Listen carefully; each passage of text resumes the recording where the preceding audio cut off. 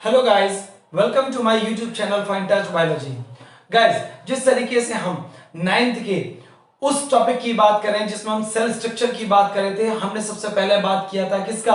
Plasma membrane का। फिर कुछ इंपॉर्टेंट टर्म्स की बात की जैसे diffusion, osmosis, plasmolysis, hypertonic solution, hypotonic solution, isotonic solution, और हमने बात किया सेल वॉल का। अब उसी कंपोनेंट्स में आगे बढ़ते हुए हमारा एक और इंपॉर्टेंट टॉपिक है न्यूक्लियस। ये वो टॉपिक है जो हमको सेल के कंट्रोलर की इंफॉर्मेशन देता है। जिस तरीके से एक ह्यूमन के अंदर उसका जो कंट्रोलर है वो ब्रेन है, ठीक इसी तरीके से सेल के पास भी एक कंट्रोलर होता है और उस कंट्रोलर का नाम दिया गया न्यूक्लियस। न्यूक्लियस के बारे में आपको पहले भी बताया गया था। इसको डिस्कवर किसने किया था? Discover by Robert brown. Guys, Robert brown ने इसको डिस्कवर्ड किया और ये जो न्यूक्लियस है वो कंपाउंड माइक्रोस्कोप से बड़ी आसानी से नजर आ जाता है, यानी कि हम इसको वहां आसानी से देख सकते हैं। तो चलिए शुरू करते हैं हम न्यूक्लियस के बारे में। न्यूक्लियस जो है सेंटर ऑफ द सेल मिलता है, लेकिन प्लांट सेल में ऑब्वियसली ये साइड से दिखाई देता है क्योंकि वैक्यूल्स का साइज इतना बड़ा होता है कि न्यूक्लियस जो है खुद ब खुद साइड से नजर आता है। इसको बनाने वाले जो कंपोनेंट्स हैं, सबसे पहले है न्यूक्लियर मेम्ब्रेन, जो एक डबल मेम्ब्रेन स्ट्रक्चर है। न्यूक्लियर मेम्ब्रेन इज डबल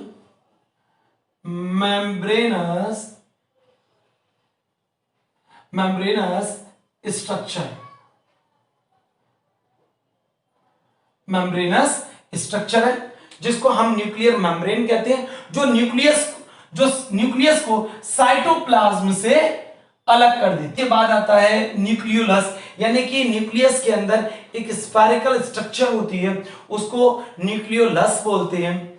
उसके बाद न्यूक्लियोप्लाज्म, यानी कि इस न्यूक्लियस के अंदर, न्यूक्लियर मेम्ब्रेन के अंदर की तरफ हमको एक जेल लाइक सब्सटेंस नजर आता है जिसको न्यूक्लियोप्लाज्म कहा जाता है।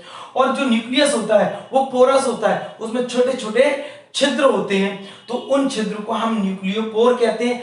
इन छिद्र का क्या फंक्शन होता है, क्या काम होता है कि साइटोप्लाज्म से कोई भी सब्सटेंस डायरेक्टली न्यूक्लियस में अगर जाना है तो वो इन पोर्स के थ्रू जा सकता है, या न्यूक्लियस ने कोई चीज बनाई है तो वो उसको जब साइटोप्लाज्म में ट्रांसफर करेगा तो इन्हीं पोर्स के थ्रू वो उसको ट्रांसफर करता है। तो ये हमारा न्यूक्लियस के बारे में रहा। अब हम बात करते हैं जैसे ये जो न्यूक्लियोलस है, न्यूक्लियोलस जो है एक ऐसी स्ट्रक्चर है सेल के अंदर जो आरएनए को बनाने में हेल्प करती है। किसको? आरएनए को बनाने में हेल्प करती है। और इस न्यूक्लियोलस को हम प्रोडक्शन फैक्ट्री ऑफ आरएनए के नाम से भी जानते हैं। साथ ही साथ ये जो आपको न्यूक्लियोप्लाज्म है, जब नई सेल बनती है और अपने मैच्योर होने की स्टेज तक पहुंचती है, तब तक ये जो जेल लाइक स्ट्रक्चर है, जो अंदर का न्यूक्लियोप्लाज्म वो जेल लाइक नजर आता है। लेकिन जब सेल मैच्योर हो जाती है और वो अपने आप को डिवाइड करने की कंडीशन में पहुंचती है,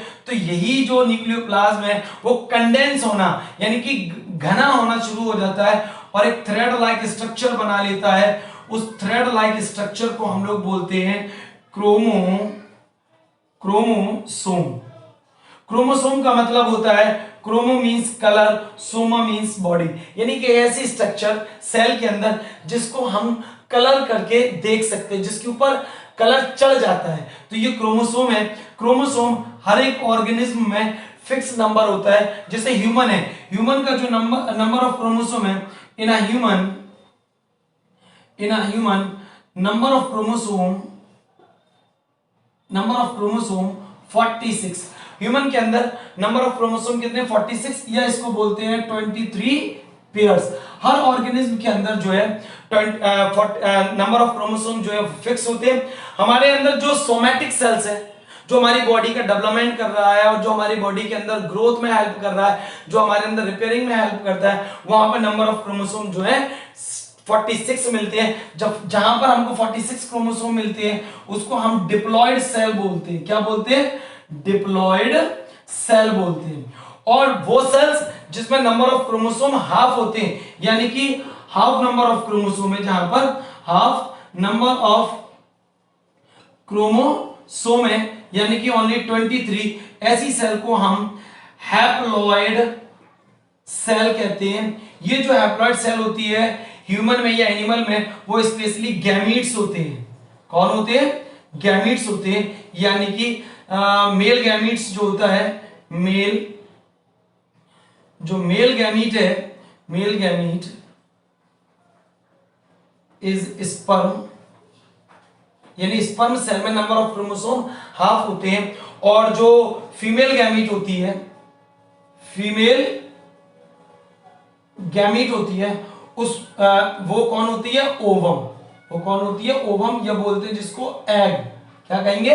एग कहते हैं। तो ये नंबर ऑफ क्रोमोसोम ये जो थ्रेड लाइक स्ट्रक्चर है सेल डिवीजन के टाइम में न्यूक्लियस में हमको कंडेंस फॉर्म में नजर आती है। फिर ये हमें आसानी से माइक्रोस्कोप की हेल्प से देखा जा, इलेक्ट्रॉन माइक्रोस्कोप की हेल्प से इसको आसानी से देखा जा सकता है सेल डिवीजन के टाइम पर। एक जो क्रोमोसोम होता है वो दो सिस्टर क्रोमेटिड, ये इसके सिस्टर क्रोमेटिड कहलाते हैं। ये सेंट्रोमियर होता है, सेंट्रोमियर, जहां पर दोनों क्रोमेटिड आपस से अटैच होते हैं। और ये जो हमारे क्रोमोसोम्स हैं वो स्पेशली दो चीजों से मिलकर बने हुए होते हैं। इनको बनाने के लिए डीएनए और हिस्टोन प्रोटीन चाहिए होती है, हिस्टोन प्रोटीन, हिस्टोन प्रोटीन, ये दोनों मिलकर क्रोमोसोम का फॉर्मेशन करते हैं। तो जो डीएनए है वो एक जेनेटिक मटेरियल है। कुछ एनिमल में जेनेटिक मटेरियल डीएनए होता है और कुछ में आरएनए। जैसे एड्स वायरस है उसका जो जेनेटिक मटेरियल है वो आरएनए होता है, लेकिन जितने भी हायर एनिमल्स हैं वहां पर जो जेनेटिक मटेरियल है वो स्पेशली डीएनए होता है। तो हमने गाइस यहाँ पर न्यूक्लियस के बारे में देखा कि न्यूक्लियस जो है वो क्या है, क्या किन किन चीजों से मिलकर बना हुआ है, कहां पर हमको दिखाई देगा सेल में।